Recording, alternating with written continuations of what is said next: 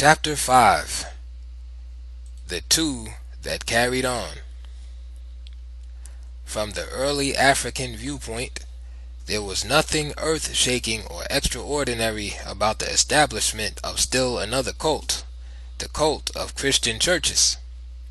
The only unusual thing about the new cults of Christians was that while they disclaimed being of the Jewish faith, they worshipped the Jewish tribal God, the God of Israel. The Christians seemed to be expanding the role of a God who had been concerned only with the Jews as his chosen people to a God of the universe, and thus competing with the African God of the universe, the sun god. The Christians were not really different even in the central religious beliefs of the African and Jews of the period in sacrificing sheep, goats, bulls, and sometimes humans for the remission of sins. For while the Christians had given up the slaughtering of animals for offerings, the very cornerstone of their faith was that Jesus Christ, the Son of God, was sacrificed for the sins of man, and that his blood was shed for this purpose alone. Drinking of the blood, wine, and eating of the body, bread, are all fundamental aspects of man's most ancient religion. The spread of Christianity in the land below the first cataract gained momentum after the destruction of Ethiopia as an empire, including its world-famous capital, the city of Meroe. Such a decline and fall of a nation, empire, or civilization is never as short or sudden as a date given for the event suggested, in this case 350 AD. Many factors and forces operated over a long period of time before what can be called the Great Age of Black Civilization came to a close. How the black world was being adversely affected by both Asia and Europe may be better understood by a flashback to events following the end of black rule over Egypt with the close of the 25th dynasty in 656 BC. The victorious Assyrians, you may recall, made Negro, a king from Sais in Lower Egypt, the governor-general, supported by Assyrian garrisons. This Negro was an Asian, but by this time the practice of calling all non-African residents Egyptians had been firmly established so long that it had the weight of customary law. The Afro-Asians had failed to win recognition as the only Egyptians. Whites of all nationalities, though a minority, were often the dominant groups, ruling from their power base in Lower Egypt. Hence, the continuing crises between the white Egyptians and the now more populous colored Egyptians. Footnote: the same development is now taking place in South Africa, where the coloreds, once fanatically devoted to the whites, are now bitterly resentful because their privileged status vis-a-vis the blacks is being steadily reduced. End of footnote. The black Egyptians no longer counted as a power group north of the first cataract. So when the Assyrians were finally expelled during the 26th dynasty, 664 to 525 BC, the foundations for permanent white European Asian rule in Egypt had been firmly laid. From this period on, the wars for the control of Egypt were primarily wars of whites against whites. The internal corruption, jockeying for position by the various partisan groups, reflected the weakness of the country in employing more and more foreign mercenary troops, especially Greeks. The larger and larger incursions of Greeks and their allies formed the same kind of advanced base for a future Greek hegemony as did previous Asiatic peoples. The time was not yet, but it was the opportune time for the Persians to invade this much invaded land and begin a rule in 525 BC. That was to last 121 years. Since the administration of a conquered country by absentee kings is generally weak and open to revolt, the very long Persian rule in Egypt was doubtless due to an extraordinary line of strong kings and imperial administrators, Cambyses, Darius the Great, and Darius the Second. The end of Persian rule came in 404 when the Egyptian Greeks joined with the Egyptian nationalists in a war of liberation. The victory was short-lived. The Egyptians were in power only 5 years before the rebellion and independence were broken and Persian rule re-established for another 64 years. In 332, Alexander the Great arrived and, having broken the imperial power of Persia elsewhere, had no trouble taking over Egypt. A Greek was crowned pharaoh in 334 BC as Ptolemy I. The Greeks ruled Egypt for almost 300 years before the expansion of the Roman Empire into Egypt ended their dominion in 30 BC. This was our flashback point of departure. But before returning to the Ethiopian churches, the significance of what we have been reviewing as flashbacks should again be emphasized as a great issue. For we have been reviewing the last phases of the process of Caucasianization in Egypt that was so thoroughgoing that both the blacks and their history were erased from memory. The Jewish rule, 500 years, the Assyrian interludes, the Persians, 185 years, the Greeks, 274 years, the Romans, 700 years, the Arabs, 1,327 years. The long, long struggle to take from the blacks whatever they had of human worth, their land and all the wealth therein, their bodies, their souls, and their minds, a process of steady depersonalization, dehumanization. Yet Greece and Rome, having made the exclusion of the blacks from Egypt permanent, appeared to have no conquest ambitions in the black country to the south, and Pax Romana checked the constant warfare between the two regions. The great wealth-producing trade with Ethiopia was promoted, and what appeared to be a general détente prevailed. Indeed, whoever held the seacoast, whether Asian, European, or Egyptian, controlled world trade and put Ethiopia in a state of economic dependence, no matter how vast the flow of goods was from the south. Egypt was the middleman, with the greater control over both volume and prices. Both the Greeks and Roman rulers of Egypt left Ethiopia to play its own role.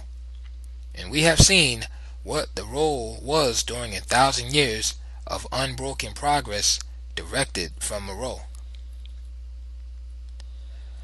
The Semitic storm from Axum. Yet a storm cloud was threatening farther south as the Roman legions withdrew from Egypt to help check the erosion of an overextended world empire. We have noted that the Ethiopian Empire, at the height of its greatness, extended southward into Abyssinia, present-day Ethiopia, and further, that as time passed, the blacks were being hemmed in from almost all directions, essential for survival. Now, for some centuries, Arabs and Jews, the latter called Solomonids by most historians, had been swarming into the southeastern region, pushing through the middle in such a way that even in Abyssinia the blacks were pressed southward, always southward. Egyptian history was repeating itself. The Asians and mulattoes held northern Abyssinia, with the center of power in the strategic kingdom of Axum. From Axum, the Arabs prepared their forces for the destruction of a now weakening Ethiopian empire. The weakness, as usual, came from separatist movements struggling for power. It was the old-time factional fights among leaders who felt they must rule or ruin, a drive so well known that it is needless to recount. But it was the situation for which the Aksumite Arabs and their colored and Jewish allies were waiting. So, in 350 AD, their armies destroyed Meroe, and an epoch in history ended. Ethiopia was now split into three major states: Nobodies, bordering Egypt at the first cataract; Makoria, the more powerful kingdom in the middle with its capital at Dongola; and Alwa, another strong state south of Makoria or between Makoria and Axum. After the collapse of the Central Black Empire in the 4th century, the Christian churches spread more rapidly through the now independent kingdoms. Even in the division of Ethiopia into smaller states, the process of ethnic transformation was obvious as it pressed southward from Egypt. Greek and Roman presence had been heavy and marked in Nobodies. Since no one now questioned that Nobodies, Nubia, was Ethiopian, the mixed breed could not be called Egyptian, as was the case above the first cataract. The population in this kingdom bordering Caucasianized Egypt was now also predominantly Afro-European and Afro-Asian. The problem was solved very neatly by calling them the Red Noba, and the Africans were called Black Noba. The other two kingdoms were all black and presented no classification problems. The churches seemed to be more firmly rooted in Alwa and Makoria. Churches seemed to be everywhere. There were several in every large town, one in just about every small village, some in rural areas away from villages, and churches scattered over large urban centers, along with those of greater splendor in the cathedral cities, the seats of bishops. White administration and control of African Christianity was assured by establishing the head of the church in Lower Egypt, the Patriarch of Alexandria, with power to appoint all bishops in Africa. The bishops appointed were always white or near white, until token appointments of blacks to lesser posts, such as deacons, had to be made following protests by black church leaders supported by their kings. And while the red men of Nobodies, caught in the middle, tended to identify with the blacks of Makoria and Alwa, the split between the Western and Eastern churches over doctrine was reflected in the three Ethiopian kingdoms. This meant that the religious strife tended to alienate Monophysite Nobodies from Orthodox Makoria. This competition for ascendancy may have had a great deal to do with the expansion of churches in Egypt and the former Ethiopian Empire in the south. The growth of states. These southern kingdoms also carried on much of the old Ethiopian tradition of rapid reconstruction after destruction, continued the expansion of caravan routes for external trade across the Sahara to the western black world to offset the Egyptian seacoast monopoly, replacement of vast temple building programs with equally vast church building programs, and the continued development of iron industries and better equipped armies. Egyptian, Asian, Greek, and Roman influence was as marked on African institutions in Nobodies as it was on the complexion of most of the people living in this fringe kingdom.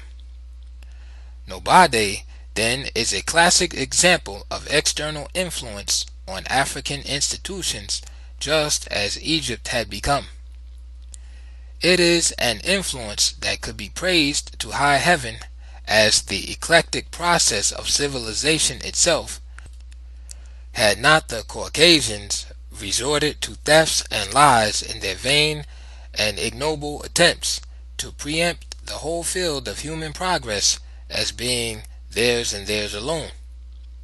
In the 4th century AD, the areas of black power had been pushed out of Egypt down where the kingdom of Makuria formed its borders with Nobody. Here the concentration of blacks began, just as though a southward movement of the race was a decree of providence. Here, once again, they took their stand.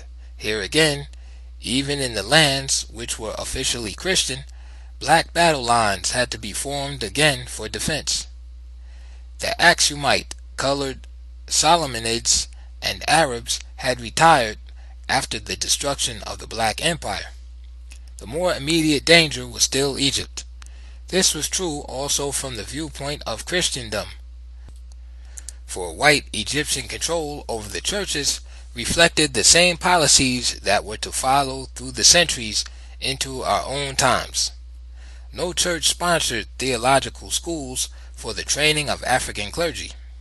By thus preventing educational opportunities, they could always maintain that the blacks were simply not qualified for this or that high post. In religion, as in every other field, the system deliberately prevented qualification in order to declare the lack of qualification on the part of blacks in all regions under white control or in all institutions. In this case, the church, over which white power prevailed, there were no situations, however, in which some blacks did not override all obstacles and become bishops in either all black or predominantly black countries. In discussing mass migration from Egypt, I hope no one has forgotten the countless thousands of blacks left behind there in both upper and lower. Not only then, but they are there today, also a submerged group. That there were exceptions to this general status has always been emphasized. The people who accept a slave or inferior status in the society as their lot were the kind Aristotle had in mind when he referred to men who were born to be slaves. On the other hand, those blacks who migrated or fought to the death rather than accept slavery were those who were born to be free. The most important point missed by many quoting this most quoted passage from Aristotle.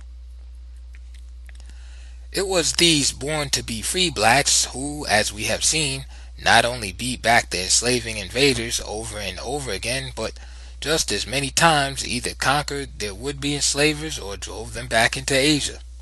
The fall of the Black Empire did not mean that the blacks had surrendered.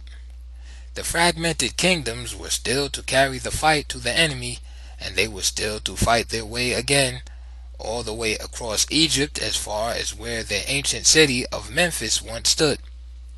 Still others remained in the conquered regions simply because they refused to leave their ancestral homes, come what may. By the 7th century, the blacks had achieved a major goal by incorporating Nobody with Makuria and thus re-establishing what had become the recognized boundary between Ethiopia and Egypt at the First Cataract. The precise manner of this amazing achievement is unknown. Did the black Noba of Makuria overrun the red Noba of Nobody, or was it a union of kingdoms by agreement? We do not know. What we do know is that the black kingdoms of Awa and Makuria were stronger than ever since the fall of Napata and Meroe. A decisive battle of history. Egypt, on the other hand, was undergoing one of her periodic convulsions from an invasion, the most fateful one to which we have already referred, the Muslim invasion of 639 to 42 AD. This conquest, as was usually the case, had been made easier by still another Persian invasion, 619 to 629 AD. Some sources suggest that the new wave of Persian invasions that began in 619 AD determined the course of the blacks in conquering nobodies, and re-establishing their frontier at the great system of fortifications at the First Cataracts. From there, the blacks had been raiding various areas in Egypt and attacking garrisons throughout the 10 years of the last Persian occupation. In this and other similar instances, the picture that emerges clearly is that the blacks, even after being pushed out of Egypt, were more upset by foreign invasions and resisted them more courageously than the new Egyptians, who by comparison appeared to be an easily conquered and rather cowardly lot. Otherwise, how could Amir ibn al-As, the Muslim general, conquer all Egypt so easily with only 4,000 men? The conquering Arab general apparently knew the difference between the fighting qualities of the blacks in the south and those of the Egyptians and their mercenary troops. For despite the continued raids by the blacks, he chose not to extend his operations into their land. But not so disposed was Abdullah, the new Arab governor general, viceroy of Egypt. The year following the complete takeover by the Muslims, 643 AD, he decided to bring the whole heartland of the blacks under Muslim control at once. He knew, however, that this would really be a war, not like the easy conquest of Egypt with an army of only 4,000 men. So with a larger and better equipped army, the Arab expedition invaded the black country with a confidence that was heightened by what appeared to be hasty and confused retreats by frightened warriors. This Ethiopian strategy of pretended fright and wild retreat was so well known in Egypt that it is difficult to understand how it could have been unknown to Abdullah and his generals. Or had this too, like everything else that was African, been blotted from memory? If so, for once they were going to pay dearly for ignoring an African invention. For they were allowed to advance deeply into black territory before 100,000 retreating and frightened blacks turned in frontal and flanking onslaughts that almost completely wiped out the entire Arab army. An Arab historian of the period felt compelled to admit that it was the most devastating defeat ever suffered by an Arab army. There were other eyewitness reports from the scene of battle dealing with the remarkable training and dashing courage of the black forces, with the king of Makoria in personal command. Those were the days when king meant leader.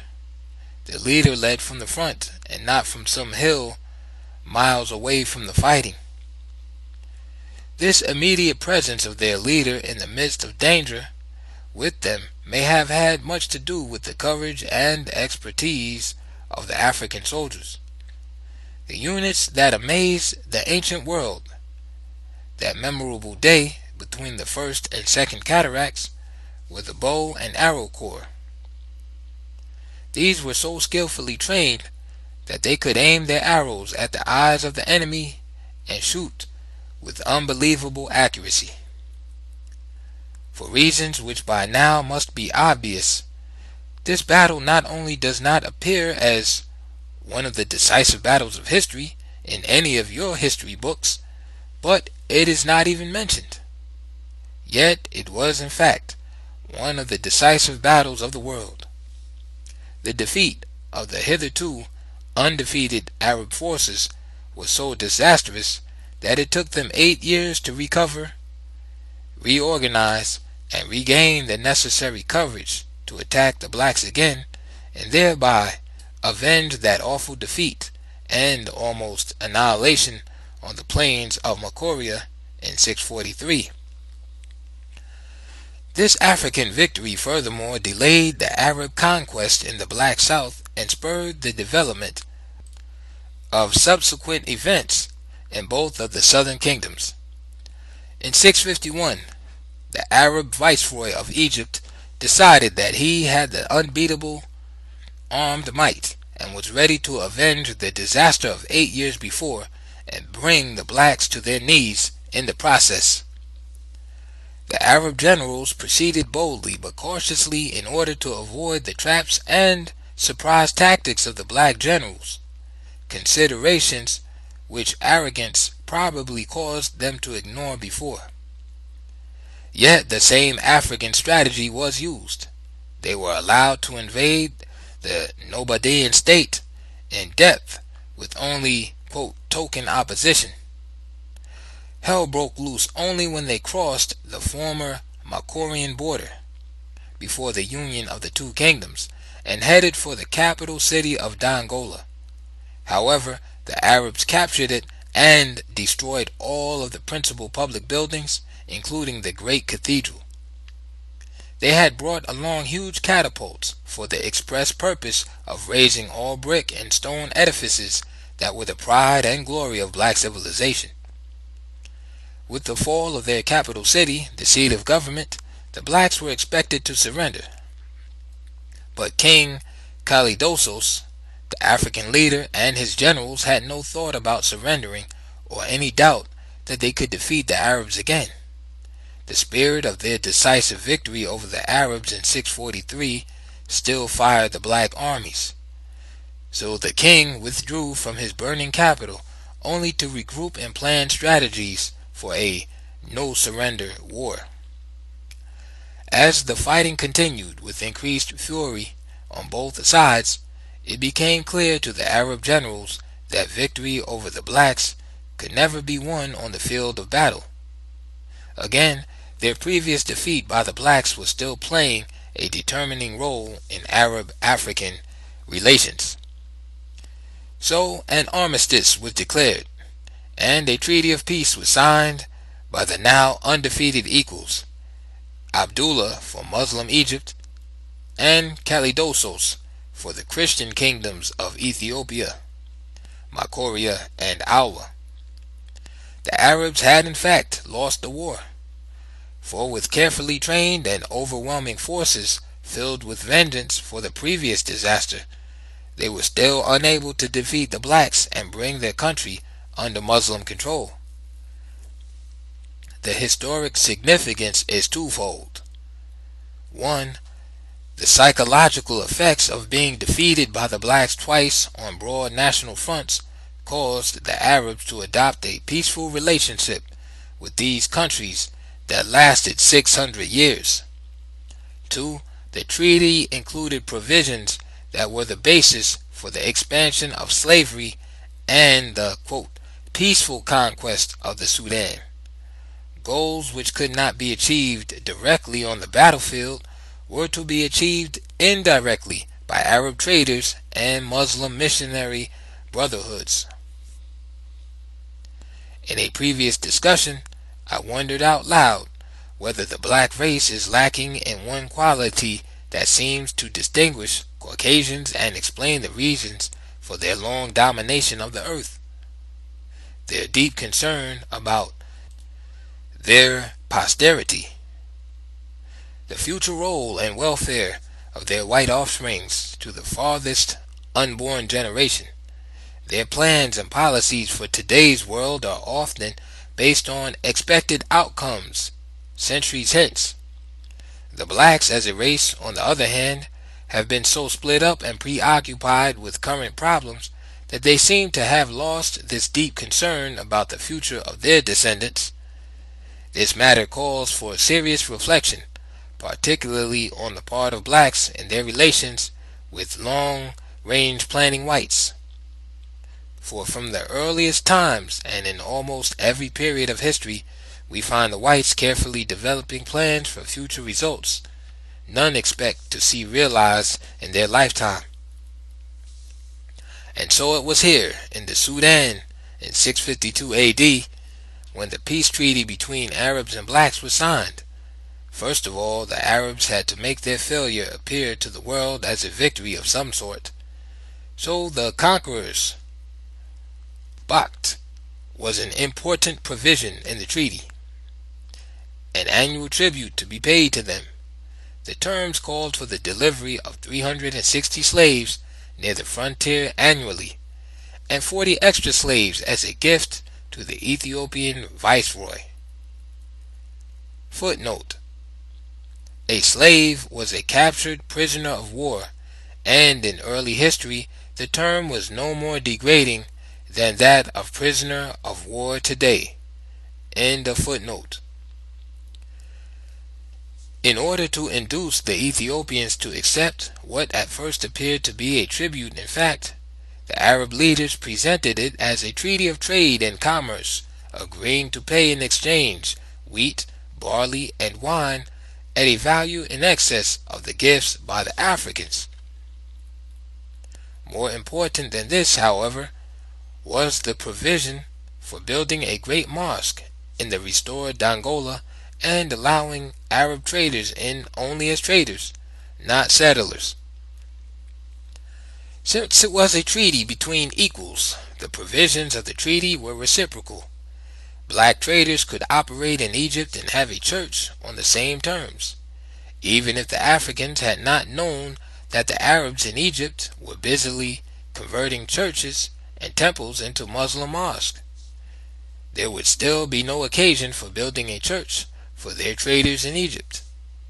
They had no long-range plans for the eventual control of Egypt through the trade and religion routes, but the Arabs did have such a plan for the eventual conquest of the Sudan through mosques and traders. The Caucasians, unable to conquer the blacks directly, were contented when they had set in motion the process of gradual infiltration and expansion that would eventually lead to victory, even though it was to take 600 years.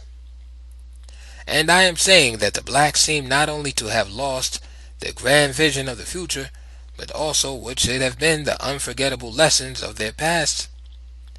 The pattern of Caucasian conquest had been cut out and made clear through 37 centuries of their history. After they had allowed the Asians first to infiltrate and then to overrun all Lower Egypt, the blacks drew a firm boundary line between the two lands beyond which the whites were not allowed to settle. Those were the days when the Africans were not so trusting that they were unable to perceive that the Caucasians are eternally restless unless they are the masters in every situation whatsoever. They were therefore barred from settlement in black Upper Egypt until Narmer and Menes united the Lower and Upper Egypts. If there ever was a Pyrrhic victory in history, it could not have been more disastrous than that of Menes over the Asians in 3100 BC. For the decline of black civilization, not only in Egypt but throughout Africa, can be traced to that period, despite all of its monumental achievements afterwards. The termites of its destruction, slow but steady, had been let in under the laudable dream of black-white brotherhood. The long drawn-out process of penetration and eventual domination was both visible and invisible. Yet from these tiny footholds the Asian population grew and grew until the blacks were not only outnumbered by Asians but also overwhelmed. Substantially, the same scheme was followed in every black city, town, and village throughout Egypt. The record of the 5,000 years that ended with the European conquest of the whole continent in the 19th century shows that every African state remained relatively secure and independent as long as it maintained a strict policy of excluding foreigners from settlement within its borders. And that same record makes clear that whenever this policy was abandoned and whites were admitted under any pretext whatsoever, the eventual doom of that state was certain. The single point that is being made in all this is that King Kalidosos and the other black leaders already had, as early as 652 AD, 37 centuries of this record before them when they allowed the Arabs to establish a permanent base of operations in their land. They ignored the record, as other black leaders were to continue to do until Muslim Asia and Christian Europe swept the continent and left the whole black world prostrate at their feet. In the 7th century, this tragic outcome was still far away. The fall of Meroe and the breakup of the Ethiopian Empire into kingdoms did not check the flowering of black civilization in these states.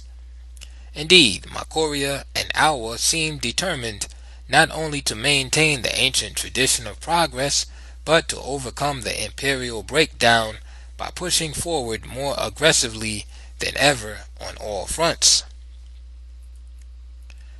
The 600-year détente with the Arabs in Egypt was a period of such reconstruction and progress that the criticism made regarding the leadership above would seem to be unjustified unless viewed from the long, backward perspective of history.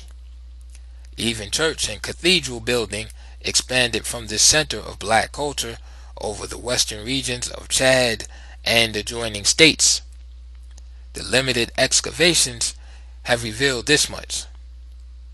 Future archaeological work may reveal whether the Ethiopian Empire in its heyday extended westward to the Atlantic Ocean and the Gulf of Guyana. It was a great surprise recently to find buried structures in the Chad region similar to those in the heart of the empire along the Nile. Black Makoria. Between 700 and 1200 AD, Makoria was more empire than kingdom. It was organized into 13 major states with a sub-king over each and the king of kings over all. The traditional African council was the final authority, no matter how powerful the king might seem to be. The great and colorful parasol of the king of kings had to be wider than those of the divisional kings, and theirs were larger than any lesser officials. Syriacus was king of kings in 745 when Omar, the governor of Egypt, stepped up the persecution of Christians in Egypt in what amounted to a Muslim holy war, destroying churches or converting them into mosques, and even putting the patriarch in prison. Since the patriarch in Egypt was the head of all Christian churches in Africa, the Africans regarded this latest onslaught against the churches as an insult as well as a breach of the peace treaty, now almost 100 years old. Strangely, the Muslims made Lower Egypt the area of greatest church destruction. When the arrogant Omar ignored all protest and pleas, the African king headed an army of 100,000 men and marched on the Arab center of power in Lower Egypt. The governor of Egypt quickly freed the patriarch and promised to leave the Christians and their churches alone. Syriacus accepted these assurances and withdrew his army from Egypt. It was during this period that an extensive body of church literature developed in the African language, and the remarkable pottery industries were expanded.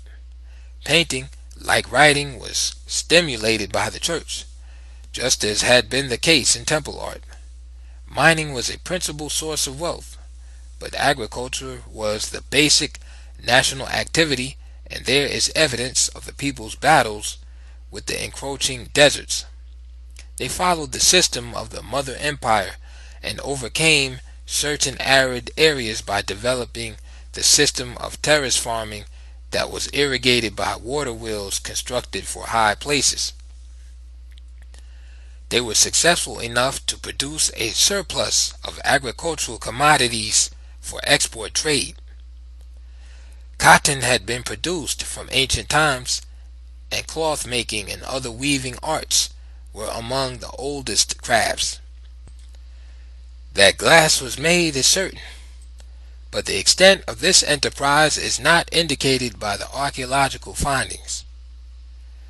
The reports of Arab scholars on the cities of the blacks during these early centuries are significant for two important reasons. The first is that, like the European explorers, geographers, and others referred to earlier, They were not concerned with writing African history, and nothing could have been farther from their intentions than glorifying the achievements of the blacks. But their mission was to make factual reports on the conditions and exploitable possibilities of Africa to their home countries. Such reports would be the basis for future penetration, exploitation, and conquests. The second highly significant fact about the accounts of Abu Salih, Ibn Salim, and other scholars between the 7th and 15th centuries AD is that, unlike the case of Egypt, none questioned either the greatness or the origin of this black civilization. It was so clearly all African that it did not seem to occur to these Arab writers that any other position was tenable. Those familiar with the traditional African religion might question whether Christianity was in fact external to Africa. In any case, the beautiful churches they saw spread over the land of the black gods had become almost completely Africanized for those gods. The prosperity the Arab visitors reported, the magnificent stone and brick palaces, temples, churches, cathedrals, wide avenues lined with palm trees, government buildings, public baths, water supply systems, beautiful gardens, countless craft industries, huge farms with extensive pastures where camels, horses, oxen, cows, sheep, goats, and pigs could be seen grazing lazily. All this was reported as messages with an unwritten message. Such is this black paradise. Brothers of Islam, come. The prosperity in this center of the black world represented one of the last great epochs in the history of the blacks. If near the final, it was also one of their finest hours on the stage of human progress.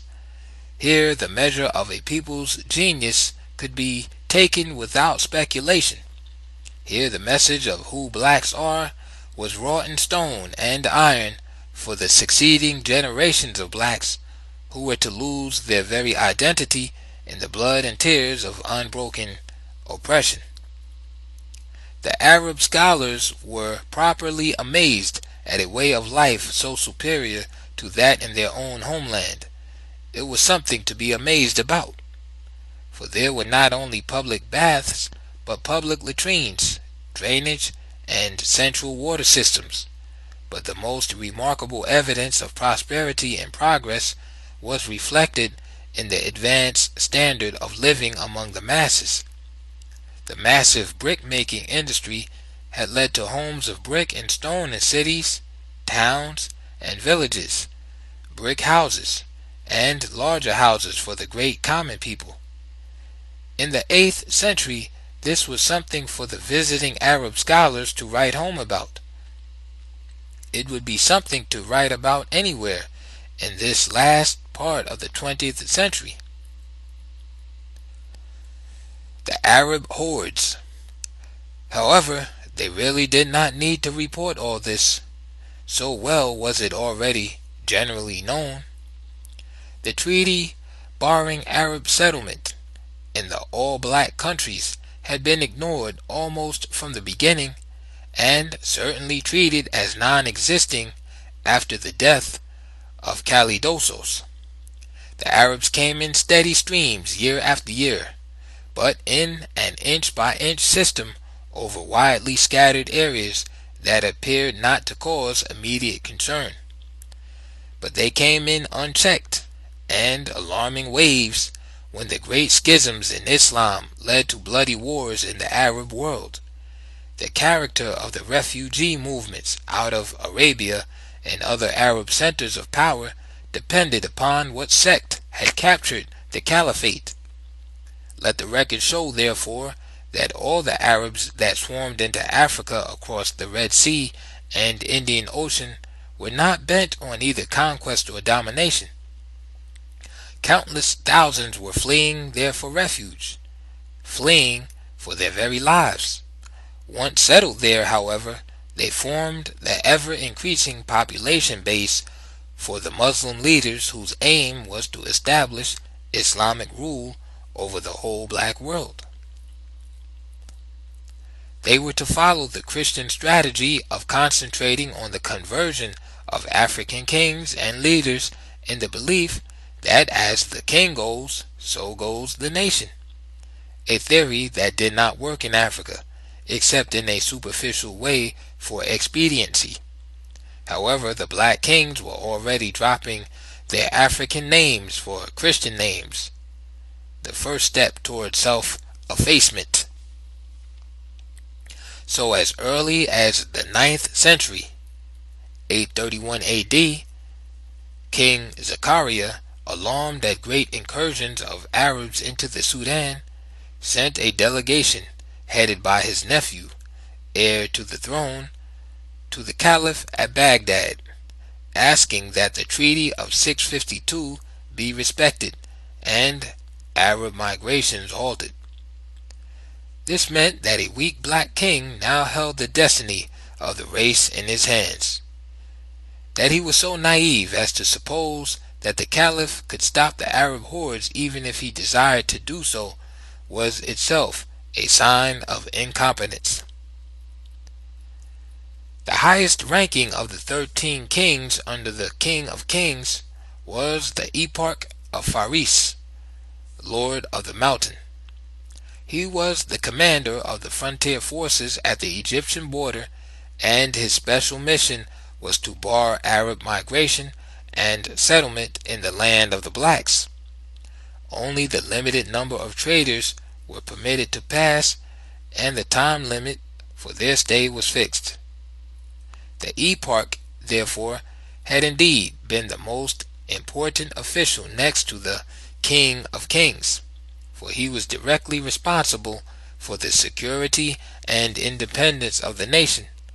Under strong kings and strong eparchs, the mission was carried out, and Arab incursions southward were checked. Footnote: because of the repeated emphasis on the fact, it should be quite clear now that reference to Egyptian, Asian, or Arab invasions always include black slave armies as well as mulattoes classified as white. End of footnote. That was now long ago. The Arabs had been passing the Lord of the Mountain and his garrisons for so many decades that by the 9th century Arabic was being generally spoken below the First Cataract. How slavery came to be confined to blacks alone. In the latter part of the 13th century, David, king of Makoria, seeing no other way to forestall Arab occupation of his country, stepped up his raids in Upper Egypt. The raids were easier to carry out because of the chaos that followed the triumphs of the Mamelukes in Egypt. But in 1272, the blacks, in what I have attacked as the pattern of their own self-destruction, made the first major step to that end. The usual impatience of heirs to the throne in achieving that goal soon enough found full expression in Shakandu, the king's nephew. He hastened to the Sultan of Egypt to secure an alliance and invasion of his country that would assure his ascendancy to the throne. The Sultan had every reason to grasp this wonderful opportunity handed to him by blacks themselves, not only to even scores with them, but also to create more certain conditions for Mameluke hegemony over the land. Moreover, the African king had not only been raiding Egypt with impunity, but he had denounced the Treaty of 652 and refused to pay the Bakht. Sultan Baybars therefore did not hesitate. He organized a strong invading expedition with Shakandu at its head and entered the Black Land. The struggle was long and bitter, as the Sultan's strategy in using his black army, along with Shikandu's own followers, made it appear to be civil war between blacks. In the end, the Sultan won through the black heir to the throne, and allowed him to be crowned king as his protege. The dismemberment of the black kingdoms in the Sudan had begun. Now a rival tribute was exacted and almost doubled without any pretense of being an agreement of mutual exchange. The tribute exacted was harsh, and the blacks were promised nothing. The kingdom was then divided into two parts, the Sultan taking the northern region as his personal fief. Muslim rule now extended over Egypt and into the Sudan. The pattern was set that was to continue into our times and probably beyond. The Arabs in the northern Sudan, while the blacks were pressured into smaller and smaller areas in the southern Sudan. Once again, learning nothing from even just yesterday, the black leadership paved the way for further Arab advances into their country. For the blacks' struggle for personal power and, above all, their own personal security and welfare were neither concerned about the future of their people nor their welfare in the living present. They were quite willing and ready to welcome the Arabs and to surrender their people to them in exchange for, quote, high office and limited consideration.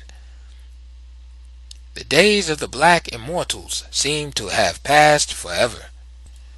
Mental pygmies again occupied the throne once held by Menes, Pianki, Shabaka, and Kalidosos. So in 1304, still another self-seeking black leader journeyed to Cairo to have himself crowned as the servant king of the blacks by the Sultan al-Nasir. The Sultan sent an expedition to Dongola, which was easy to do now, and his new servant was crowned as King Amai. It should be noted here that the Mameluke ruler's effective powers was confined to Lower Egypt, and that independent Arab tribes, of which the Bani Khans was the most powerful, held all Upper Egypt. They were only nominally under the sultans. In order to put an end to the endless coup and counter-coups among the blacks, the decision was reached to overwhelm the south with united armies from both Upper and Lower Egypt and step up the Islamization of the blacks, putting Muslim kings on the throne. In 1316, the objectives were realized when Dongola was again razed for the 5th time, and Karembez, the last black Christian king, was put to flight. A black Muslim, Abdullah, was made king temporarily while awaiting the pleasure not of the Sultan but of the powerful chief Khans ad-Dawla of the Bani Khans Arab tribe. His pleasure was to put the black Muslim king to death and assume the kingship over the blacks himself. Over the blacks? This statement is misleading. This was no longer the land of the blacks. White and colored Arabs now constituted the majority. Without this population base, the triumph of the Arabs in the Sudan could not have happened. Yet the Arab chieftain's rule as king was short-lived because the Mameluke rulers played one group off against the other in an effort to defeat Arab objectives in one way or another. For one thing, they had been unable to break the autonomy of the Arab tribes in Upper Egypt, and these tribes were spreading over the Sudan and setting up their own kings there. This was a further challenge to Mameluke rule in Egypt. Who then were the Mamelukes? The Mamelukes were the whites who had been enslaved by the Arabs in their wild and amazing sweep out of their desert homeland to conquer all adjacent countries and establish a world empire with a speed that shocked the world. Theirs was the original blitz. The enslavement of prisoners of war, which was the way general slavery began, was the order of the day. Race had no bearing on the matter then. Whites, blacks, browns, or yellows, all were made slaves if captured. The Arabs also made a practice of creating strong slave armies. The white slave armies were the Mameluke. These, when stationed in Egypt, revolted, overthrew the government, and established their own line of ruling sultans. For this they were hated by the Arabs and looked upon with scorn, even though they had been converted to Islam. The white ex-slaves hated their former masters even more. This white slave revolt and its historical significance are underplayed, yet its impact was such that it influenced the course of modern history in black-white relations. The effect of that revolt on the black world was tragic, for the murderous onslaughts of the white slaves against their erstwhile masters so shocked the white world that the general enslavement of whites ended forever. On this the record is clear. White slavery ended after the Mameluke Rebellion. Thereafter, black Africa became the exclusive hunting ground for slaves, a situation made easy by the developments outlined in this work. All the theories of inherent black inferiority stemmed from the urgently felt need to justify the success in confining slavery to the African race. The answer to the riddle of the centuries can be traced right here. For that great change in human history when only blacks were enslaved led to the general degradation of a whole people. The way was now both open and easy for all the relevant branches of science and scholarship to proclaim theories on the inherent inferiority of blacks. Far worse than this, since black populations were everywhere under white control, they could actually be forced into inferiority by a dehumanizing program silently structured in all institutions and phases of white national life. The blacks are the immediate victims of those diseases born of poverty and planned deprivation, undernourished and diseased mothers carrying and bringing into the world babies who are both physically and mentally handicapped even before birth. Among the many other outcomes from confining slavery to the African race that will be stated at this point was making the very word black anathema, something evil, undesirable, or just plain bad luck whenever applied. The Mameluke Sultan sent another expedition in 1323 to put the African king Kerembes on the throne again after his brother deposed the Arab king and himself died a few days later. The coups and counter-coups still seem to be endless and not at all the presupposed political phenomena characteristically confined to the blacks. Therefore, as soon as the Mameluke forces withdrew from the south, Khan's al-Dawla returned, overthrew Kerembes a second time, and became king again.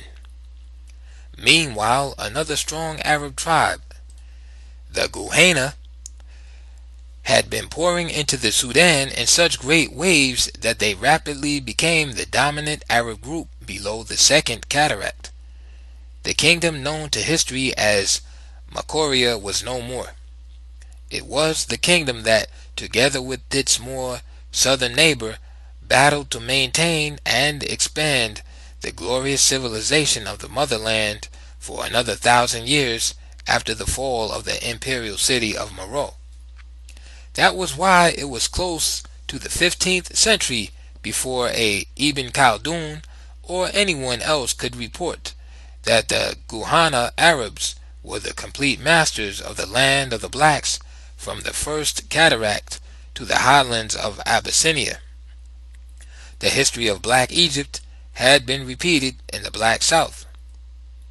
The coming of the Caucasian, whether from Asia or Europe, or whether in the name of peace, trade, and integrated society, or in the name of the Allah of the Arabs, or the God and Jesus Christ of the Jews and Christians, no matter under what pretext they came, it meant the destruction of the highly advanced civilization of the blacks and their total degradation as a people. And the same ethnic phenomenon that accelerated the process of racial disintegration in Egypt also operated in the Sudan. This was simply stated: the widespread sexual activities on the part of Arab men and black slave girls, the outcome of which was a new breed of Afro-Arabs, the same sexual process that produced Egyptians as a nationality group neither Asian nor African. In the Sudan, Arabization and Islamization had another outcome. Not only did the Afro-Arabs consider themselves Arabs and bitterly resented being called Sudanese, black, but thousands of the jet black unmixed Africans insisted on being classed as Arabs. They still do. This fact was settled beyond question during my field studies in the Sudan in 1964. This fact also confuses and frustrates the black world both in and outside of Africa, for who now are our African brothers. And now, Alwa. With the capture and control of the biggest remaining kingdom of the Ethiopian Empire completed through peaceful infiltrations and waves of Arab refugees covering centuries, the triumphant Arabs were not disposed to follow the same long, drawn-out procedure in taking over the last key kingdom of the formerly black empire. This was Alwa. The Arabs decided on a full-scale war against this last citadel of black power in the southern Sudan. Although Makoria was most in the spotlight of the wars against the Arab incursions, she was ably supported by Alwa.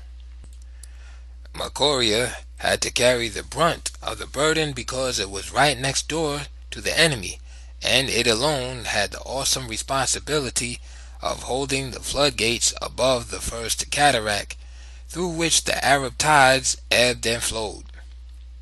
Meanwhile, Alwa, with ruins of the imperial cities of Napata and Meroe in its very midst, had a more direct responsibility for restoring and maintaining the glories of a black civilization that had refused to die with the fall of the Ethiopian Empire 1,000 years before.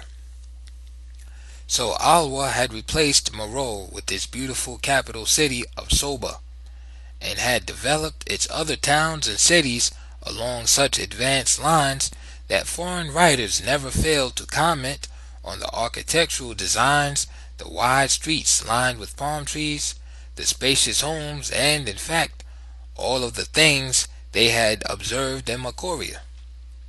The thriving industrial crafts, large-scale cattle raising, a surplus-producing agriculture that kept alive an export trade in dates, wheat, and gari, cotton fabrics, and other produce not easily perishable, and an efficient administration, a strong army headed by formidable cavalry regiments.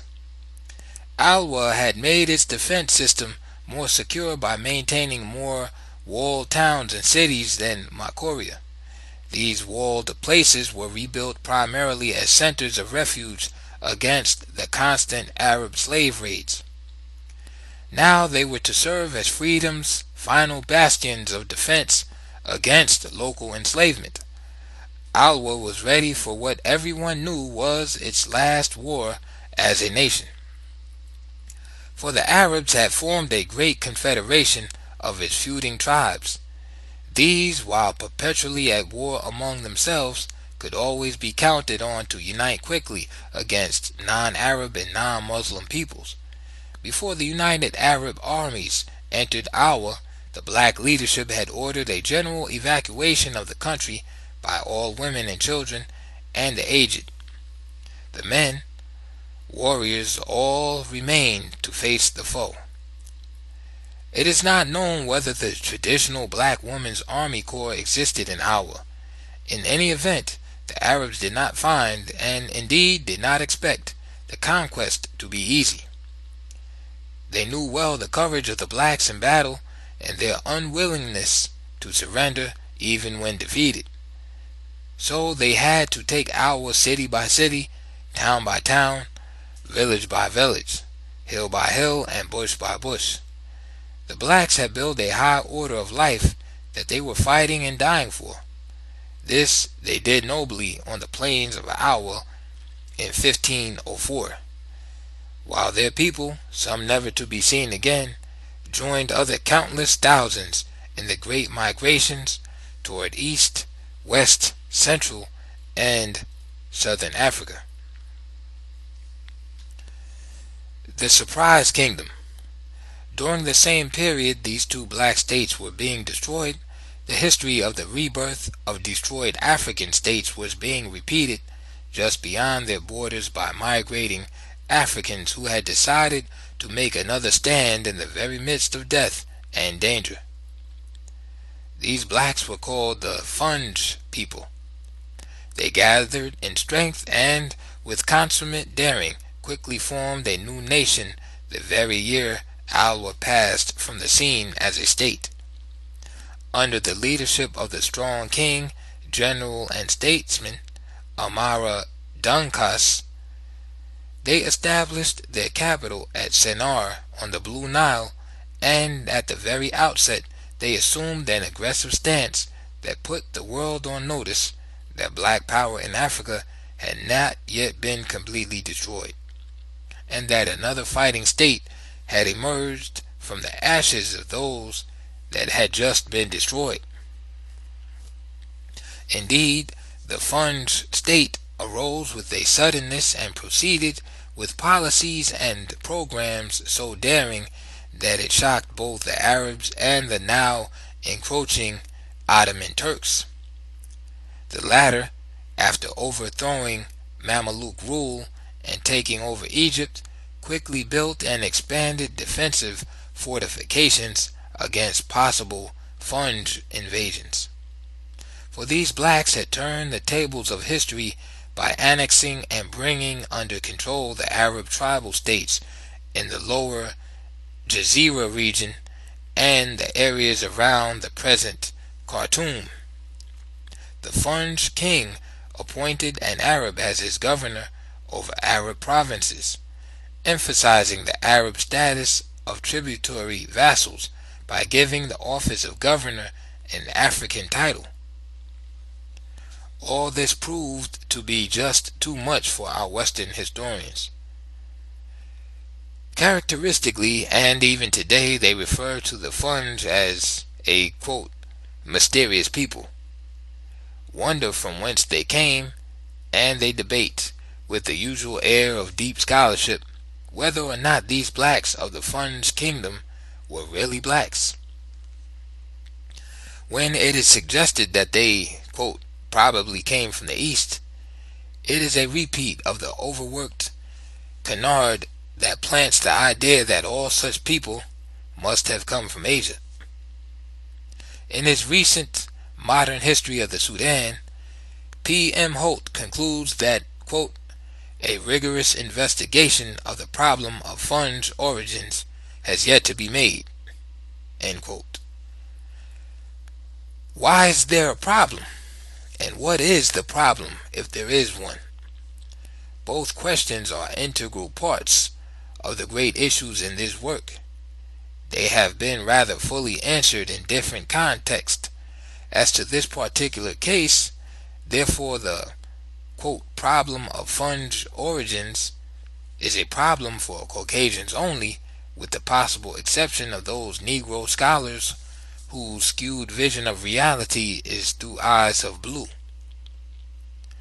People not concerned with the distortions of history, but desire the truth about the past as honestly as it can be determined, will have no difficulty in understanding that the people who were called funds were one of the uprooted and countless groups we have been describing, driven from one place and reorganizing to settle in another, until uprooted again and again, and resettling and rebuilding again and again, on and on until the Europeans swept the whole continent, and afterward. Some wandered to the utmost parts, as stated over and over, and some, like the Shillooks, who built the Fun's kingdom, did not leave their general region. If they, quote, came from the east, it was from the east bank of the Nile. In the interest of trade and foreign commerce, Fun's kings, as many African kings were to do later, began to accept Islam and take the Arabic title of sultans. Thereafter, writers called the kingdom the Fun's Sultanate. In this matter of commercial activities, it should be specially noted that in early times the blacks equaled the Semitic peoples in their interest and drive in the fields of finance, industry, and foreign trade. All over Africa there were whole societies that were distinguished and even enjoyed fame for their skill and success in one of these business fields. That interest and drive in large-scale economic endeavors were generally lost, along with other institutions that had been the basis of their advanced culture. This was the major tragedy in the history of the blacks, and one about which they have not even yet been fully awakened. Funds, or Shilluk traders, roamed far and wide in the great game of buying and selling. The continued prosperity of the country depended largely on their selling activities in neighboring states, in Egypt, and over the all-important caravan trade routes to distant lands. This trade was the forceful stimulus that kept the people at home busy and happy in producing the necessary surplus in agriculture, mining, and in the craft industries of various kinds. Having become Muslims, if only in name, the Fun's merchants were readily received everywhere in the increasingly Islamized world in Africa and Asia. The fact that they came from a proud and warlike state may have had more to do with the deference shown them than the fact of their being Muslims. Non-Muslim Makuria and Alwa had a most flourishing trade with the Muslim world. Their traders had also been received with respect and honor by the Arabs. It is ironic that one has to be a fighter to command greater respect. Unlike Makuria and Alwa, the Fun's kingdom did not resist Islamization but welcomed it. Yet its African nationalism clearly transcended Islam. The number of sultans and notables who rejected Arabic names is impressive and significant. Their open-door policies, however, were to speed up the pace of Arabization not only in the Fun's kingdom, but all over the Sudan. And as Arabization spread among the blacks, so did slavery and slave raiding.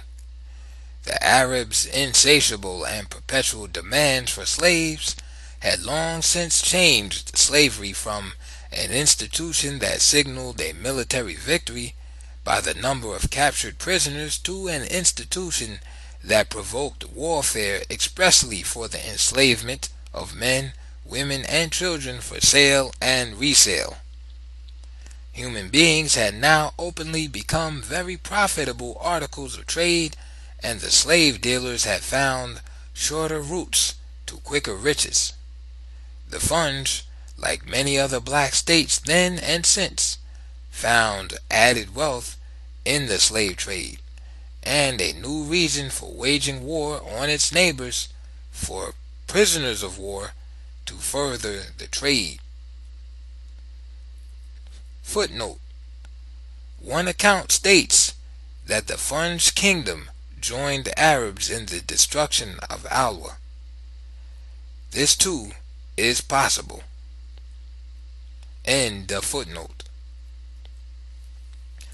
Today it is difficult to find even a small region that does not have a history of intertribal conflicts that stemmed directly from one group's raiding another for slaves, or trying to either conquer another group, annex it, or enslave the whole society that was overrun.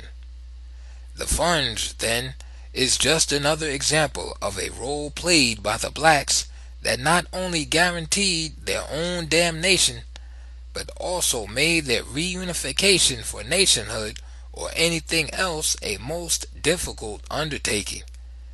The difficulty becomes impossible of solution when, as soon as the yoke of white oppressors has been removed, the descendants of former black oppressors come forth as the rightful rulers as before, just as though nothing at all had happened to change the overlord status of their proud, slave-selling ancestors. The Funj kingdom, because of its Muslim shield and war-making machine, survived as a black state in what otherwise would have been an impossible environment for 300 years. These centuries were characterized by all the ups and downs, internal power struggles, coups and counter-coups that beset other states. Sometimes an Arab dynasty ruled, sometimes it was an Afro-Arab line, and at other times, most often, it was a black dynasty, or what the Arabs called the Hamaji. The end came at the beginning of the 19th century, when the Ottoman Turks began their reign of terror in the Sudan with the seizure of Sennar by Muhammad Ali, the same Muhammad Ali who was the greatest murderer of blacks that ever set foot on the African continent. His massacre of men, women, and children was on such a scale that even the white world protested. A brief summary of the history of the three black states we have mentioned would be much longer than what we have said about Makoria, Alwa, and Funj. Recounting the details of their history was not intended. Rather, the case study approach is being used as announced in the preview. Each of the states is presented as additional and more concrete documentation of the positions I have taken, often in what might appear to be overly generalized declarations. In each case, beginning with Egypt, the main focus was on the significant data on the history of the black people, and not on the great masses of equally interesting details which were not needed. A few more states will be presented as further illustrations of all that is being said in connection with the history of the African people. We started in the heartland of the race, where its history clearly extended from the Sudan over Egypt. The antiquity of black civilization, the amazing heights it reached before recorded history, the early problems of Asian invasions, amalgamation, and the new breed, the colored Egyptians, Caucasian penetration into royal black lineages, the increasing pressures on the blacks and their southward migrations, the Afro-Asian wars, the blackout of black history in Egypt, the long drawn-out process of Caucasianization of Egypt, as it was de-Africanized, the withdrawal of the Ethiopian border to the first cataract, the concentration of blacks below that line, the confusion of black history through the confusion of names, color, and dynasties, integration and amalgamation as brotherhood myths, the great black migrations, the splitting up of states and languages and their role in the decline of black African civilization. All of these historical factors were set forth before the final collapse of the Ethiopian Empire in the 4th century AD. And before we began the analysis of the 3 children states that were born as their imperial mother passed, bequeathing to them her own deathless spirit to carry on. The main characteristics of the history of the blacks are reflected in those states: building an advanced system of life, then having it destroyed, building again, destruction again, migrating and building somewhere else, only to be sought out and destroyed again, moving, always moving, rebuilding and moving, again and again, countless thousands giving up the struggle as utterly hopeless, internal strife increased as external pressures and threats to existence increase, and every man for himself philosophy replaces that of eternal brotherhood in some societies, and through it all new states were formed, even during the most destructive centuries when death seemed to be a rider on every stream and passing breeze. New states trying to restore yet once again their lost civilization, their written languages, their forgotten arts and sciences, the organization and study of their oral history that had come down unbroken in its main outlines from generation to generation, and the chance to remain in one area long enough to live once again under an African constitutional system that is unrivaled by that of any people. These efforts were still being pushed in every region of the African continent long after the undermining operation had been set in motion to pave the way for the conquest by Europe. The Africans were still rebuilding their own civilization when that of Asia and Europe was imposed. When, if ever, black people actually organize as a race in their various population centers, they will find that the basic and guiding ideology they now seek and so much need is embedded in their own traditional philosophy and constitutional system, simply waiting to be extracted and set forth. And while the work in this field has yet to be advanced further, some of the most fundamental principles of African political science and philosophy of life are to be found in the pages which follow. Chapter 6: The African Constitution, Birth of Democracy. In our introductory preview of African history, references were made to the common origin of the people the white world prefers to call Negro. That we are here studying a single race, not races, and a single people, not peoples, is a major theory and fact of black history and one of our principal guidelines. We are, therefore, primarily concerned only with those things which were characteristically African, practically universal among them from one end of the continent to the other, and which thereby indicated an ancient common culture in a common center of black civilization. On this we stand. In this light, the African Constitution is discussed as a body of fundamental theories, principles, and practices drawn from the customary laws that governed black African societies from the earliest times. The first task was to divorce traditional African institutions from those influenced by later Asian and European incursions, to determine what is truly African in origin and what is in fact either Asian or European, or a reflection of any kind of external influence. Another task was to determine whether an institution called African was in fact African in the sense of being universal among the blacks, a continent-wide institution in contradistinction to something peculiar to one or more tribes, nations, or African regions. This distinction is important here, For too often things are characterized as African, which apply only to certain societies. These represent the development of the whole complex of cultural variations about which Western writers declaim in emphasizing the, quote, great ethnic differences among the people. This is not accidental or without design. Caucasian fears about the possibility of blacks developing a sense of oneness and unity of action is deep and centuries old.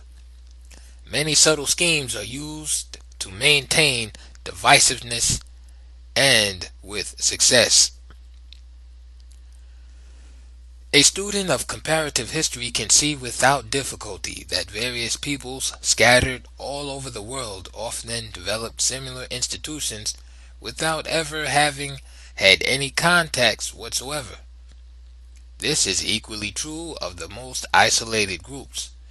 Similar circumstances may produce similar ideas and cultural patterns, all of which may confirm the Cartesian theory about the equal distribution of common sense among all mankind.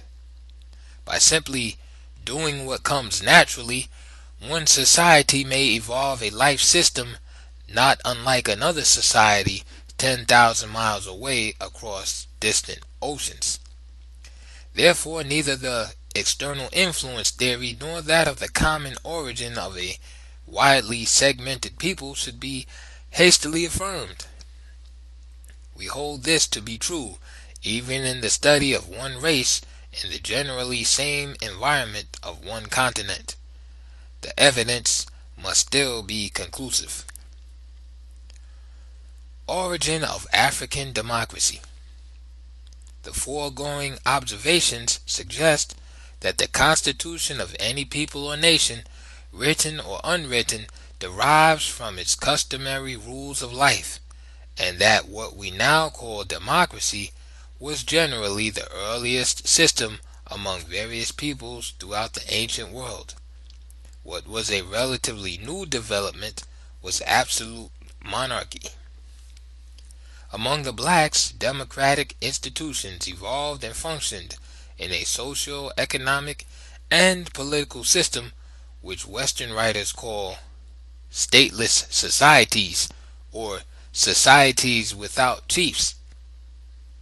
When these societies were referred to as primitive democracies, the writers are in fact doing the very opposite of what they intended.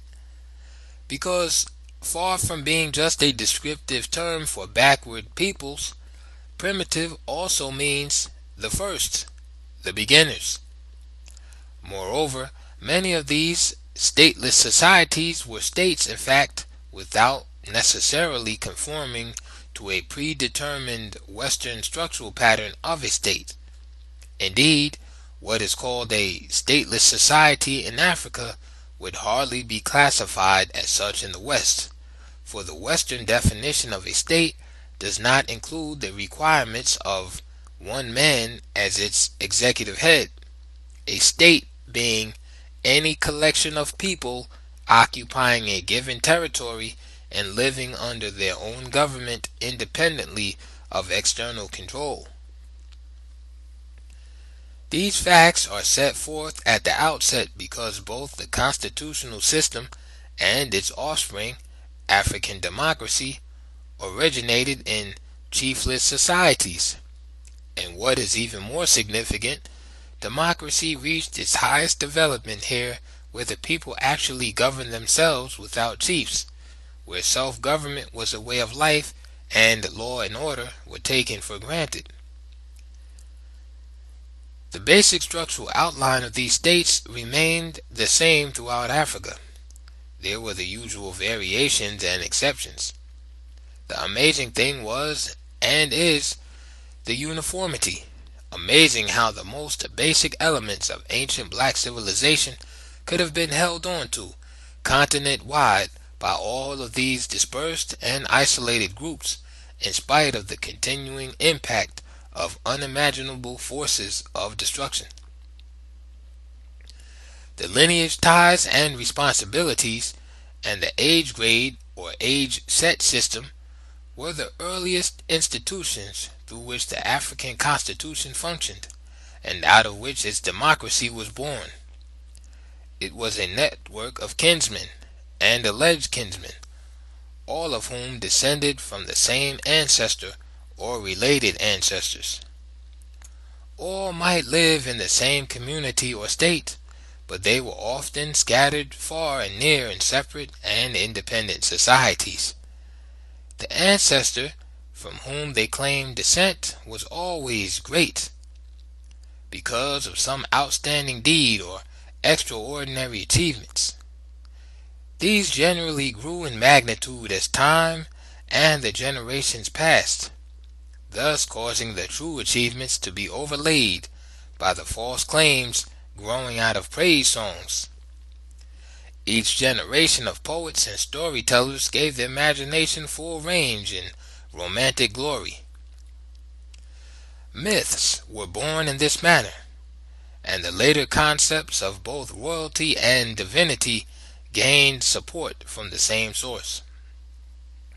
In contiguous, independent chiefdoms, the lineage was the powerful factor in providing the basis and incentive for the later formation of kingdoms and empires. No people in African history used the concept of kinship ties more effectively than the Lunda in the remarkable expansion of their empire. Even more remarkable than the territorial expansion of the Lunda Empire was their idea of a nation as one big brotherhood. Accordingly, instead of first attempting to conquer and annex by force, they would approach independent states and seek to demonstrate from oral history that all of them were merely segments of a common lineage, all brothers in fact. It appears that the majority of states believed in the principle of a common ancestry and readily became members of the empire. Some required more facts before they were convinced. Still others were not convinced or preferred to remain separate and independent anyway. These were generally conquered and given a lower status in the nation than those who united voluntarily. But we are considering lineage before the rise of kingdoms, and in particular, the lineage as the governing and organizing force in states without chiefs or kings, where community consensus was the supreme law that anyone could ignore only at his peril. There were interesting aspects to the many situations where a large number of these chiefless states were scattered over a wide territory, each independent of the others, yet all fully aware, and unlike those in Lundaland, had to be convinced that they belonged to a common lineage. Kinship found expression in trade and in temporary confederations when attacked by external foes, those not considered to be members of their lineage. There were quarrels and warfare between these member states of the common lineage. The highly humane aspect of African warfare that puzzled many Western visitors doubtlessly developed the widespread recognition of lineage or kinship ties. For in the much heralded tribal wars, the main objective was to overcome or frighten away the adversary, not to kill at all if it could be avoided.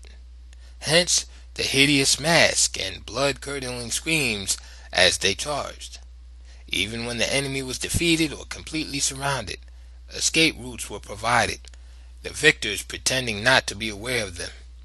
Indeed, there are reports of rest periods, called when neither side seemed to be winning. At such times, the warriors on both sides might meet at the nearest stream to refresh themselves, kid each other, and laugh at each other's jokes until the drums, gongs, or trumpets sounded for the resumption of the battle. This was traditional Africa. How did it change to warfare, to kill each other, lineage or no lineage? How did it happen that even now in our modern and advanced civilization, Some of the most murderous and inhuman of wars are fought by blacks against blacks. And this in the face of their increasing awareness that they are in fact one people. It is quite clear that in early Africa, war was not much more than a frightful game when among themselves. Was the radical change brought about by the death-dealing incursions from Asia and Europe? This raises other questions of great urgency. Are we really civilized today? Have we not substituted the trappings of civilization, our triumphs in science, technology, and the computer revolution, for civilization itself? Suffice it to say here that the steady weakening of lineage ties and its spirit of unity was also a weakening of the sense of brotherhood and unity among the blacks. Today, it really finds little expression except in various language or tribal groups, and these maintain it more and more as a cohesive force to be used against all others.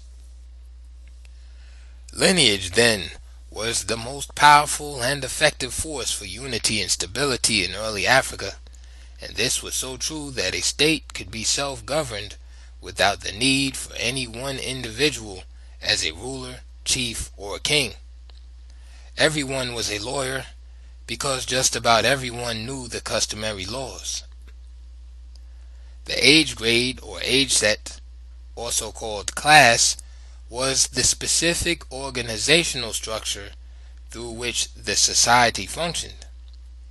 Classification was determined by the period in which one was born.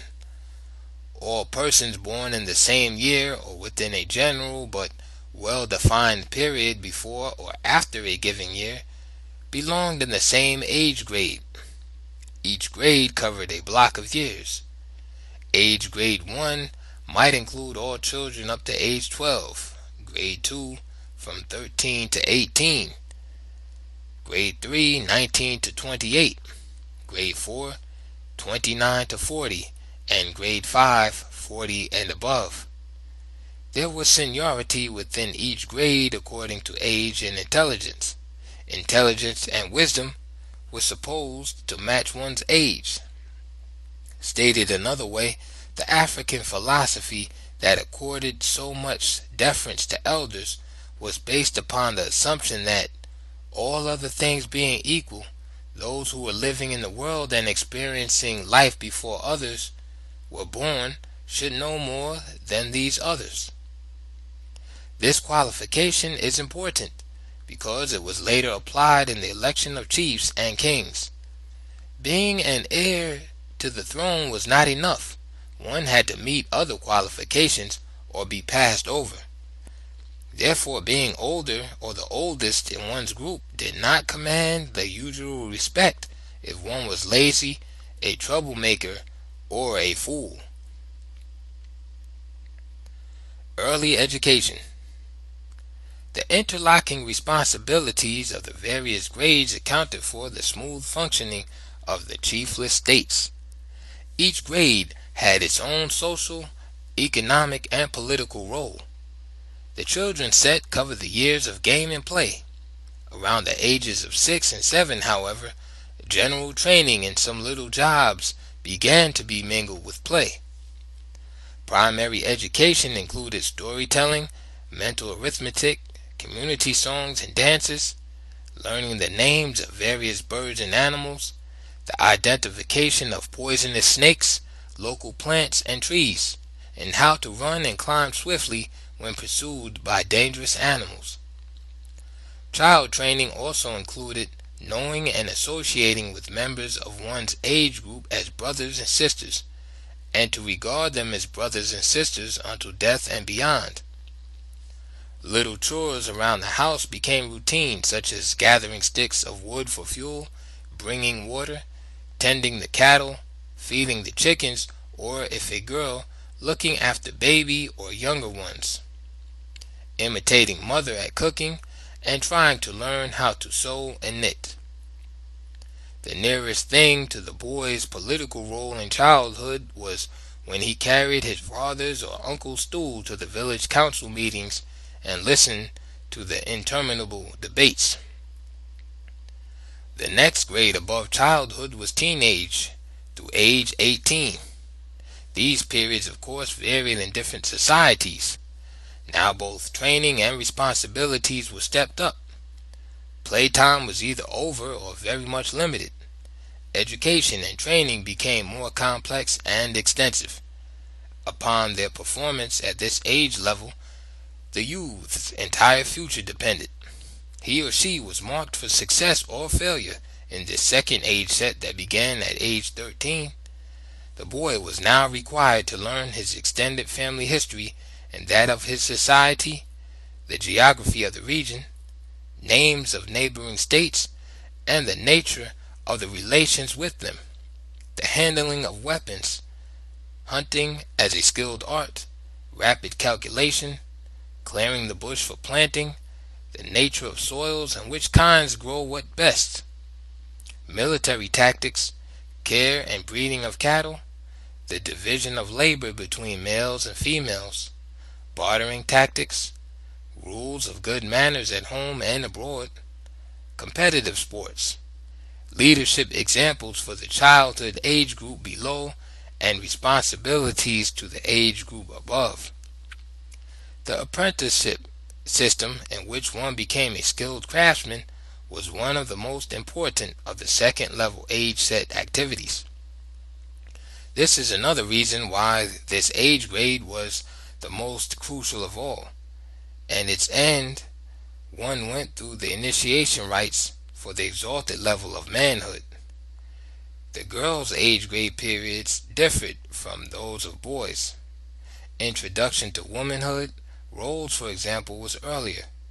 They had the same intellectual training as the boys: history, geography, rapid calculation, poetry, music, and dance. The training in childcare, housekeeping, gardening, cooking, marketing, social relations, with particular stress on good manners, these were some of the essentials in the age grade education and training of young people at this level. Housekeeping, mentioned above, does not reveal the important kind of training that came under that heading, for its most important training aim was how to be a successful wife, an everlastingly desirable wife. In many societies, this training by older women away from the community included the art of exciting sexual intercourse, position variations, cleanliness in the relationship, and in short, the do's and don'ts in intimate relations. These early black societies were in many ways far in advance of the modern. The first two grades may be designated as A and B, the third as C, the fourth as D, and the final and highest as grade E. Grade C, ages 19 through 28, was the manhood and first line of action group. Its members led in the hunting, community construction, preparing the fields for planting, forming the various industrial craft guilds, secret societies, each of which guarded the processes of its art, protecting the far-ranging grazing cattle, the upkeep of roads and paths between villages, policing areas when necessary, and forming the bulwark of the fighting force. The young women in grade C were generally wives. They were responsible for the planting and care of the farms, the heavy work of bush clearing, etc., having been done by the men. The operations of the markets, hence the stress on mental arithmetic in their training, visiting and care of the sick and the aged, formation of women's societies, the media for women's social, economic, and indirect but very real political influence. And they were responsible for all and in supreme control of matters concerning the home. In those societies that had female fighting forces, the women's armies were formed almost entirely from age grade C. In terms of constitutional rights and duties, the two were inseparable in early Africa. There was not much difference between age group C and age group D. Seniority was the significant difference, since D was from age 29 to 40. If otherwise qualified, members in this class, upon reaching the age of 36, were eligible for election to the most highly honored body in the society, the Council of Elders, an honor and privilege specially reserved for those 40 years old and above. Group E. The earliest judicial system. In the chiefless states, the function of the elders was wholly advisory. For this reason, they rarely ever met as a council. A council meeting might be called by the senior elder in case of an extreme emergency. Matters involving members of the same family or clan could be settled by the family council, each family or clan having its own elder. Conflicts between families or clans could be brought before any mutually acceptable elder for settlement. The elder's judgment was not binding on the parties to the dispute. This was the constitutional theory. If the case was big and serious and the disputants were dissatisfied with the elder's decision regarding it, they could call in one or more additional elders to hear and pass on the case. Their decision was also advisory and could be disregarded by the parties to the action.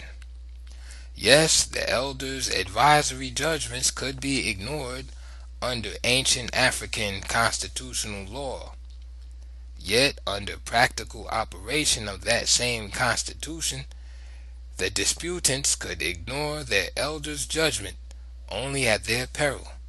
For to ignore the elders was considered to be ignoring the community itself. The only exception to this was in cases where the elder or elders rendered an obviously bad decision. Even then, it was not left to the contestants to say whether the judgment was good or bad. The community decided, because the community was thought to be represented in the ever-present crowd at such hearings. They, the people present, always indicated their attitude by expressions and nods of approval or disapproval of decisions reached. The constitutional theory and principle here are especially significant because of the important form they took in all African societies in every part of the continent as they evolved from societies without chiefs to centralized states under chiefs, kings, and emperors. For in this continent-wide constitutional development, the chief or king became the mouthpiece of the people and the instrument for carrying out their will. They still had no ruler in the Asian or European sense. On questions in dispute, he was in the same position as litigants in the chiefless states. Like them, under the Constitution, he had absolute power in theory, and in theory he could ignore the council and do exactly as he pleased. But in practice, like the disputants, he did not dare to defy the Council of Elders, which also had evolved and become the people, their direct representatives. Africans generally prefer to dwell on the constitutional theories and not the constitutional practices. They proudly speak of the freedom and absolute powers of the chief or king. Footnote: the Maasai were a specific example. End of footnote. Some will even tell you that the king owned all the land in the country. They are not trying to deceive. Words of another language often fail to translate the people's concepts or meaning. When they say the king is supreme or has absolute power, they mean that he has absolute power to carry out the will of the people. It was so well understood that supreme power rested in the people that it was never thought necessary to state such a fact. Likewise, they would say, and say proudly, the king owns all the land in the country, since everybody but a fool knew that he didn't, that nobody owned the land, again in the Western sense, and that the king's role was that of a custodian and overseer, his principal duty being to see that the land was fairly distributed among all families. In the chiefless society, the elders were the overseers of land distribution to families. Finally, nothing contributed more to the efficiency and success of self-government without governors than the system wherein each age grade was responsible for the conduct of its members, and that before any misconduct could reach one's age grade council, it was handled by his family council. This never meant leniency. It meant the very opposite, because each family was jealous of its honor and image in the community, and any of its members whose behavior reflected unfavorably on the family were in trouble with their own family first of all. The result of this was that the age grade councils rarely ever had a case, and obviously this self-government, beginning with the basic social unit, the family, radically reduced the number of cases that went before the elders. Stated another way, each family policed itself. Each age group policed itself, so that there was little or nothing that the community as a whole had to do. Each group elected its own leaders. These met with other age grade leaders on community matters that cut across age grade lines. It was therefore in the societies without chiefs or kings where African democracy was born, and where the concept that the people are sovereign was as natural as breathing. And this is why in traditional Africa the rights of the individual never came before the rights of the community. Individual freedom was unlimited until it clashed with the interest or welfare of the community. This is also why the evolution to a highly centralized state still found the king under communal law, not above it, and definitely unable to do as he pleased. These self-governing people did not have a utopian society in any idealistic sense. Theirs was a practical society in every way. The laws were natural laws, and order and justice prevailed because the society could not otherwise survive. Theirs was in fact a government of the people. Theirs was in fact, not theory, a government by the people, and it was in fact a government for the people. That this kind of government did pass from the earth is another fact we now call modern progress. We shall note later the impact of some of the developments previously mentioned on the traditional constitution, particularly as it operated in the re-established, centralized migratory states. Meanwhile, it might be well if we single out some of the key provisions of that constitution, for again, the aim is to set forth in specific terms the actual all-African institutions that all Africans lost, and of which their descendants do not have even a memory. One of the world's greatest constitutional systems was one of their tragic losses. Some political theories and principles of ancient African constitutional law and the fundamental rights of the African people. Drawn from African traditional, constitutional, and customary laws. Different versions and modifications of the same laws occurred in different societies. 1. The people are the first and final source of all power. 2. The rights of the community of people are, and of right ought to be, superior to those of any individual, including chiefs and kings. The will of the people is the supreme law. B. Chiefs and kings are under the law, not above it. 3. Kings, chiefs, and elders are leaders, not rulers. They are the elected representatives of the people and the instruments for executing their will. 4. Government and people are one and the same. 5. The family is recognized as the primary social, judicial, economic, and political unit in this society. The family council may function as a court empowered to try all internal, non-serious matters involving only members of the extended family group. 6. The elder of each extended family or clan is its chosen representative on the council.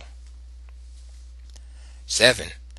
Decisions in council are made by the elders. The chief or king must remain silent. Even when he announces the council's decision, it is through a speaker, linguist. Decrees or laws are issued in the same manner to assure that the voice of the chief or king is the voice of the people. This is an example of a provision that had wide variations. 8. The land belongs to no one. It is God's gift to mankind for use and as a sacred heritage, transmitted by our forefathers as a bond between the living and the dead, to be held in trust by each generation for the unborn who will follow, and thus to the last generation. 9. Each family, therefore, has a right to land free of charge, sufficient in acreage for its economic well-being, for the right to the opportunity and means to make a living is the right to live. A. The land, accordingly, cannot be sold or given away. B. The land may be held for life and passed on to the family's heirs, and so on forever. C. The chief is the custodian of all land, the principal duty being to assure fair distribution and actual use. 10. All monies, gifts, taxes, and other forms of donations to chief or king still belong to the people for relief or aid to individuals in times of need. 11. Every member of the state has the right of appeal from a lower to higher court. In some states, appeals could be taken even from the king's court to the, quote, mother of the nation. A. The procedure was from the chief's village court to the district court to the provincial court to the king's court. B. Such appeals were allowed in serious or major crimes only, those affecting the whole society. 12. Fines for offenses against an individual went to the victim, not the court. A. Part of money received from the loser was returned to him as an expression of goodwill and desire for renewal of friendship. B. Another part was given as a fee to the trial court as an appreciation of justice. 13. Royalty in African terms means royal worth, the highest in character, wisdom, sense of justice, and courage.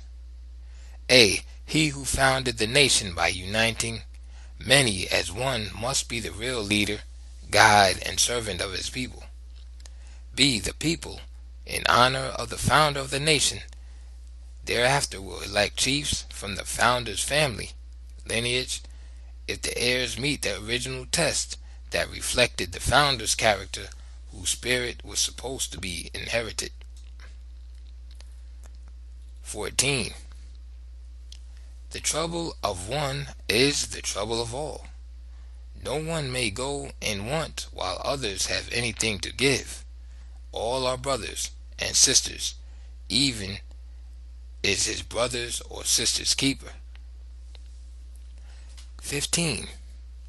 Age grades, sets, and classes are social, economic, political, and military systems for 1. Basic and advanced traditional education, formal. 2. Individual and group responsibility roles. 3. Police and military training. 4. Division of labor. 5. Rites of passage and social activities. In chiefless societies, the age grades are the organs of social, economic, and political action. 16. Bride price or bride wealth is the gift that signifies mutual acceptance on the part of both families and is intended as a family security bond which may be returned in part if the wife turns out to be worthless or utterly unsatisfactory. Bride wealth tended to stabilize the institution of marriage. This was not wife buying. 17. The community as a whole is conceived of as one party, opposition being conducted by leaders of various factions. 1. Factions of opposition are usually formed by the different age groups. 2. Debates may go on indefinitely or until a consensus is reached. 3. Once a consensus is reached and the community's will determined, all open opposition to the common will must cease. 4. Those whose opposition is so serious that they are unwilling to accept the new law may splinter off, either individually or in groups under a leader, to form a new state or the nucleus for it. 18. In warfare, the object is not to kill the enemy, but to overcome him with fear if possible, such as screaming war cries, loud noise, hideously masked faces, etc. Where killing is unavoidable, it must be kept at a minimum. In case of defeat, there must be some kind of rules to enable the enemy to retire in honor. 19. The African religion, not being a creed or articles of faith, but an actual way of thinking and living, is reflected in all institutions and is, therefore, of the greatest constitutional significance. 1. Politically, the role of the chief as high priest, who presents the prayers of the people to his and their ancestors in heaven, is the real source of his influence, political or otherwise. 2. Socially, the rites of passage, songs and the dances to drive away evil, etc., as well as the purification and sacrificial rites for the atonement of sins, are important. 3. The economy was directly affected by setting aside certain areas of land, groves, lakes, and rivers as sacred, not to be used in innumerable religious festival days. 20.